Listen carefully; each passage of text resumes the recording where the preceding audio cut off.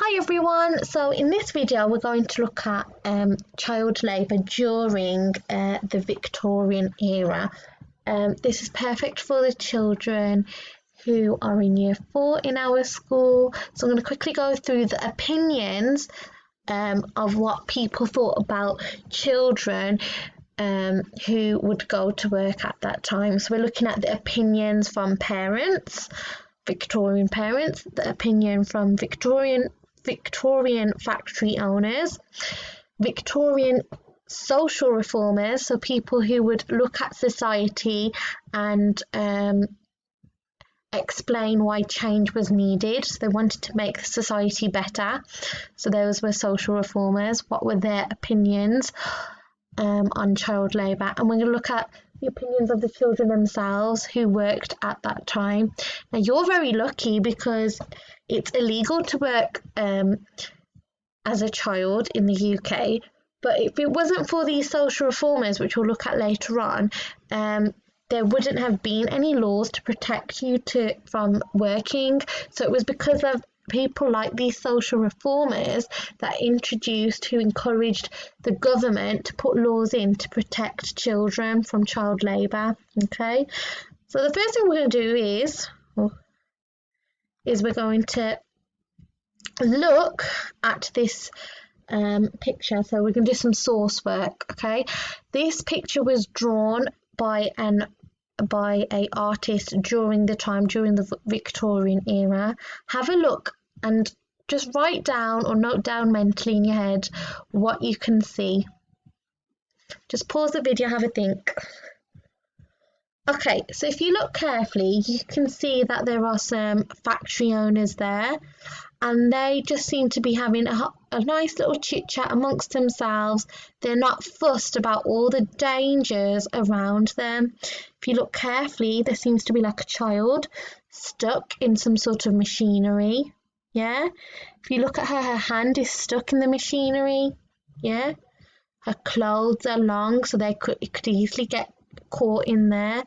You can see that this little boy, his clothes are all ragged, and he looks very weak and bony, like he can't stand up.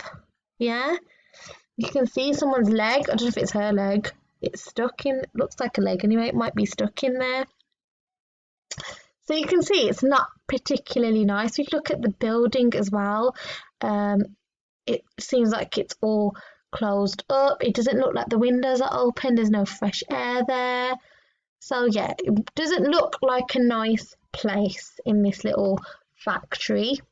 Okay, so we've had a look at that.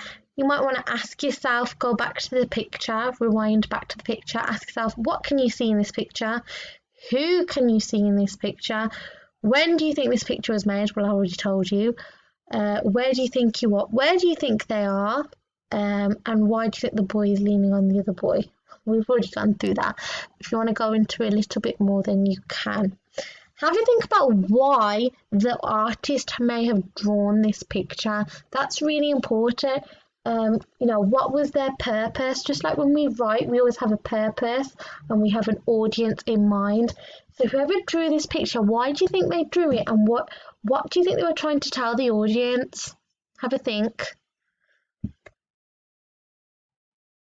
Okay, so we're going to look at today at the opinions of those who didn't agree with child labour, and we're going to look at the opinions of those who did agree with child labour and said actually, children should work. So we're going to look at those views today. So let's look at the child first. Okay, so the children who actually worked and did all these horrible jobs from very long hours. So life was very hard for most working children. They worked very long hours, starting as early from 5 o'clock in the morning, and they worked all the way to 7 or 8 o'clock in the evening. Now, I know that some children are just struggling to do 1 or 2 hours a day of just schoolwork, never mind manual hard working labour. So these children would work from 5 in the morning all the way to 7 to 8 in the evening, and they weren't as fortunate as we are to have the right nutrients, breaks, lunch times the way we have now. So it was very long working hours. They would stand up all day, which caused their bones and joints to deform, and children were often crippled before they were adults. The factories and mines they worked in were also very dangerous. So we looked at how you saw the machinery. It was the clothes that they would wear would easily get caught in there. Limbs would get caught in there. That children would lose their fingers, their arms. It wasn't a very nice place, or very safe place to work in, so these places would result in injury and sometimes, sadly, death. And they were very poorly paid. The money was very it was, let's say it's not minimum wage, yet it was nowhere near minimum wage to live off. It was literally like pennies. So in those days they used shillings. It'd be like a shilling or less a day, and that wasn't a lot, okay? And they couldn't live off that money either. Don't even think it was a shilling. So that's something you could go and look at. How much would a child earn for different jobs? Do some research, make some notes, okay? Parents. So what do you think their view was? So the parents of child labourers knew that these places they were sending their children to were often the same places they would work at. Most parents would rather not send their children to work, so they didn't want to, but unfortunately they needed their money. They needed the money the children earned in order to survive. So in order for them to keep their house over their head and put a bit of food on the table, they had to send their children to work. They had no choice. Okay, so even though parents didn't want to, they didn't have a choice. They wanted to keep a house, a roof over their head, and have access to basic food, then they had to send their children to school. Many parents would have liked to send their children to school, okay, so they could have a better chance in life, but unfortunately they couldn't choose that option because they needed their children to work. So the parents' view is here and there. I don't want to send them to work, but I have no choice. Okay. Social reformers, again, I talked about reformers, people who look at how to bring about change in a positive way. So social, so they're looking at society. How can they bring positive change into society? Reformers believe that children at a young age should not work very long hours or in dangerous conditions that were typical of the factories from that time. These reformers later brought in laws that helped improve the working lives of children and eventually helping it become illegal in this country.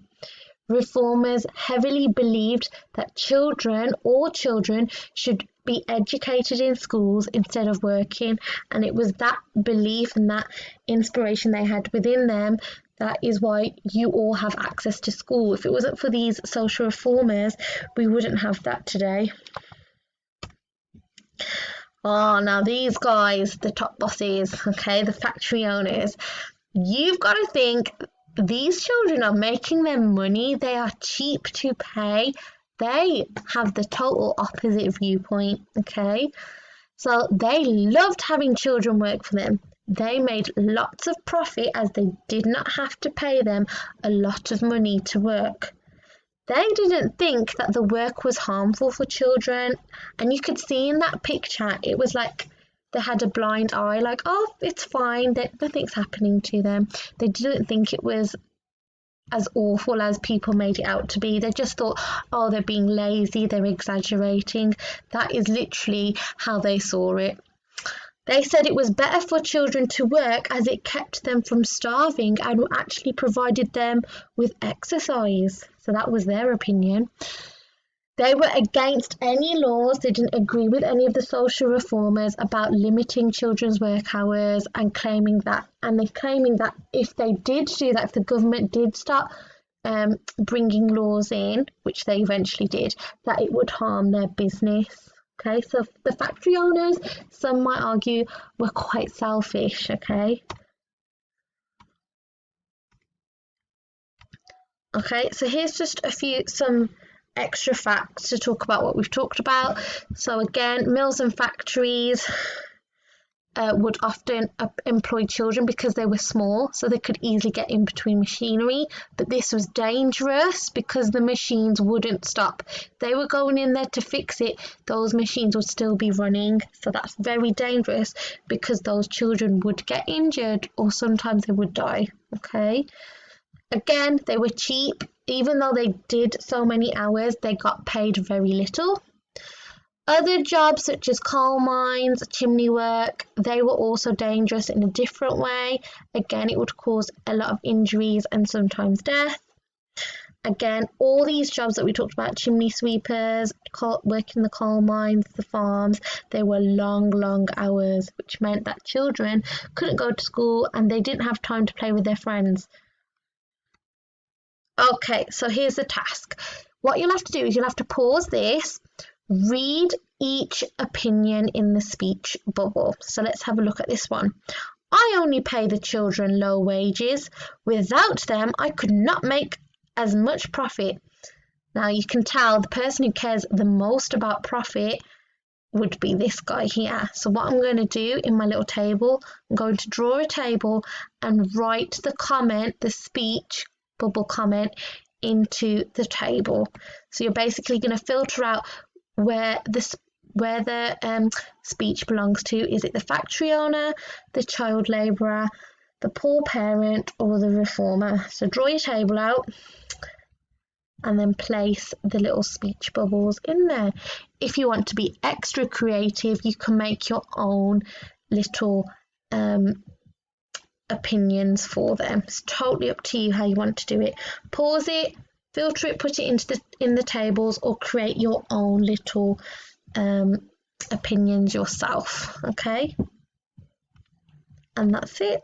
Okay, if you want to go for the speech bubble task and create your own opinions, you can. I hope you enjoyed this video on child labour during the Victorian era. In my next one, I will talk about some of the jobs that they did and why they were so dangerous, what the kind of hours they would work, the kind of food that they would eat, so you've got a little bit more insight into it. I'll see you later, guys. I hope to hear from you soon. Again, send us any work, especially me. I would love to see your history work, as I've already seen a few from my year 6 students who've gone out of their way to create diary entries. So if there's anyone else who wants to send me their work, they are more than welcome to. Anyway, I'll see you later. Have a wonderful week. Bye.